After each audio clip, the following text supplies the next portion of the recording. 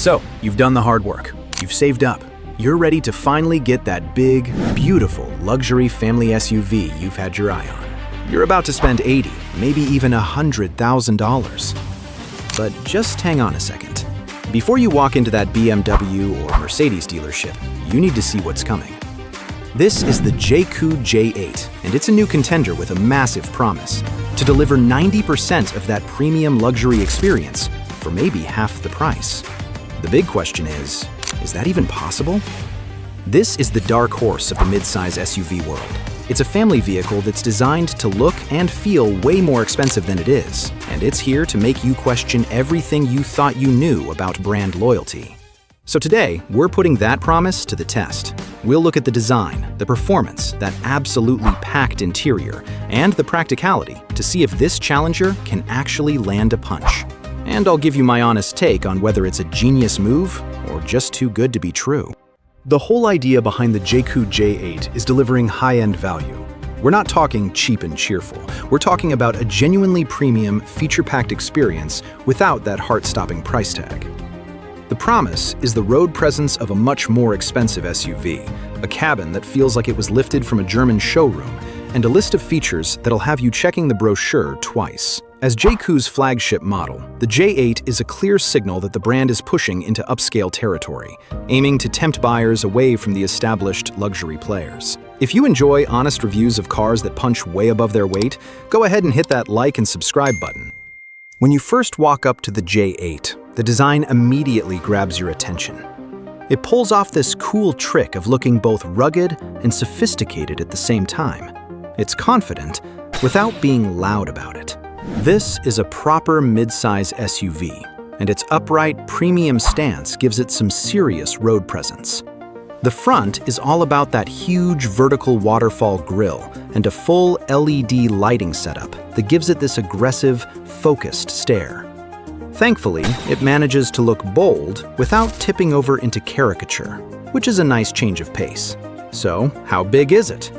It's about 4.8 meters long, putting it squarely in the midsize SUV category. The proportions feel right, with a long hood and short overhangs that give it a sporty, dynamic look, even for a family hauler. On the higher-end versions, it sits on these big 19 or 20-inch alloy wheels that really complete the premium look. And you'll notice the clean body lines and the pop-out door handles that give it that sleek, modern vibe. The back end is just as clean and refined, and the wide-opening, powered tailgate on some trims is a clear nod to its family-first mission. The J7 isn't just trying to look expensive. It's trying to earn its place in the conversation. All right, so what's making this thing go? Well, JAECOO is giving you two very different flavors here, depending on how you like to drive. First up is the standard petrol version. Under the hood is a 2.0-liter turbocharged four-cylinder engine. Now, I know what you're thinking. Is a 2.0-liter enough for an SUV this size? Well, the numbers might surprise you. It puts out around 261 horsepower and a very healthy 400 Newton-meters of torque. That torque comes in nice and low, which means when you need to get moving, the power feels smooth, responsive, and ready to go. It's paired with a slick 7 or 8-speed automatic transmission that sends power to an intelligent all-wheel drive system. But if you really want to make those German legacy brands sweat, you need to look at the J8 SHS, the plug-in hybrid version. This is where things get wild. The hybrid powerhouse. JAECOO pairs a 1.5-liter turbo engine with powerful electric motors and a 3-speed dedicated hybrid transmission, DHT. Depending on the trim, this setup pumps out anywhere from 306 to a massive 428 horsepower. And in some markets, it goes all the way up to 530 horsepower. It rockets this massive SUV from 0 to 100 kilometers per hour in just 5.8 seconds. The best part? It packs a 34 kilowatt-hour battery that gives you around 180 kilometers of pure electric driving range on a single charge. For your daily commute, you won't use a single drop of petrol. And when you combine the petrol tank and the battery, the total range climbs to over 1,300 kilometers. That is legendary road trip territory. Look, whether you go for the smooth, confident cruising of the petrol engine or the mind-blowing efficiency and speed of the super hybrid, the J8 feels composed. Thanks to its advanced magnetic suspension, it soaks up bumps like a true luxury vehicle without feeling floaty on the highway. Okay, let's move inside, because honestly, this is where the J8's argument gets really compelling. If you were to cover the badge on the steering wheel, you could probably convince your friends this car costs tens of thousands more. The first thing you notice is the sense of quality and the sheer amount of tech. Soft touch materials are basically everywhere, with nice stitching and a clean, modern design. Your eyes are immediately drawn to the centerpiece, a huge digital canvas made up of 2 large screens housed together for your instruments and infotainment. It's powered by a snappy processor, making it feel crisp and responsive. It's expected to feature Apple CarPlay and Android Auto, though it's worth noting that for many export models, this may require a wired connection. But the luxury touches don't stop there. Depending on the trim, you can find a massive panoramic sunroof, a premium branded audio system, some show cars have even featured a Sony setup, and a head-up display. The seats are where it gets wild. On top-tier versions, you might find heated, ventilated, and massaging front seats. I've heard from people who've tried it that the massage function is genuinely effective, not just a weak gimmick. We've even seen features on pre-production models like a fragrance diffuser and a small cooled vent in the center console for drinks. These are the little details that scream luxury. Space in the back is seriously generous. I'm 6 feet tall, and I can easily sit behind my own driving position with room to spare.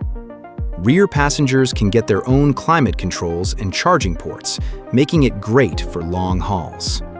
The cabin is also impressively quiet, thanks to acoustic glass and plenty of sound deadening. This isn't just about ticking boxes, it's about creating a space that feels genuinely special. If you're finding this deep dive useful and are enjoying this look at a car that's challenging the big dogs, do me a favor and hit that subscribe button. It really helps the channel bring you more reviews of exciting new cars. A great family SUV has to be more than just a pretty face. It has to work for real life. This is another area where the J8 seems to have done its homework. It's been shown primarily as a spacious 5-seater, though a 7-seat version has also been previewed for some markets. Its main strength here is its size. This is a mid-size SUV that feels big on the inside. Let's talk cargo space. Fold the rear seats down, and you get a cavernous amount of room. It's more than enough for airport runs, holiday luggage, or all the gear that comes with kids' sports. Even in the 7-seat layout, there's still usable space behind the third row for groceries or school bags. The powered tailgate makes loading easy, and the rear doors open nice and wide, which is a lifesaver when you're trying to buckle in a child's seat. For families, these practical details are just as important as horsepower or screen size, and it's clear JAECOO has been paying attention. It feels like it was built for the beautiful chaos of daily life. So this brings us back to the big question. Can the JAECOO J8 really be an alternative to something from BMW or Mercedes? Let's be real. If you judge a car purely by the badge on the hood, the German brands have decades of prestige that a new player can't match overnight. And the biggest question mark for any new brand is long-term reliability. That's a fair concern. But if you judge a car by what you actually get for your money, the equipment, the cabin feel, the sheer undeniable value, the J8 makes a ridiculously strong case for itself. You're getting features like massaging seats, a premium sound system, and a full suite of driver aids that are often buried in expensive option packages on a comparable BMW X3 or Mercedes GLC.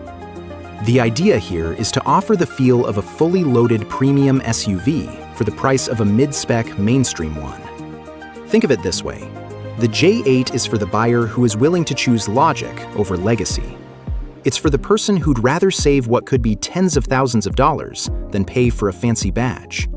It's not about being a one-to-one replacement for a BMW in every single way, but it is about offering an overwhelmingly better value proposition for the family buyer who craves luxury, space, and comfort.